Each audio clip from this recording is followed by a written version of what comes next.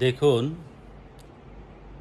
শেখ হাসিনা আসবে শুধু ফাঁসির জন্যে, কথাটি বলেছে এনসিপির সভাপতি নাহিদ ইসলাম। তিনি আরও বলেছে যে আওয়ামী লীগ কোনো রাজনৈতিক দলই না। কোনো একটি সাক্ষাতে কথা বলেছে। তিনি দুটি কথাই আমার যেন মনে হয় ভুল বলেছে। কারণ শেখ হাসিনা আসবে শুধু ফাঁসির জন্যে, এটা কিভাবে যৌক্তিক হতে পারে? তিনি একটি দলের সভাপতি, তিনি বলতে পারেন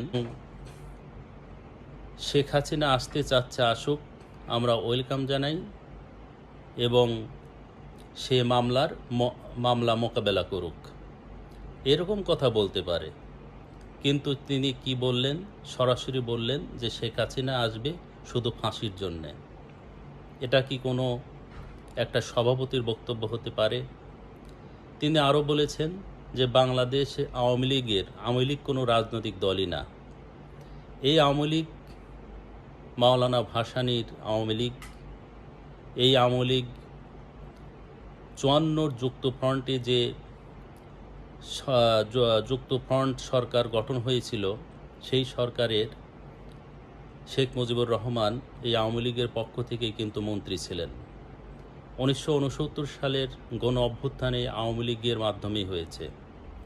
১৯৭০ সালের সাধারণ নির্বাচন কিন্তু এই আওয়ামী লীগের মাধ্যমেই হয়েছে। ১৯৭১ সালের স্বাধীনতার নেতৃত্বই আওয়ামী লীগ দিয়েছে।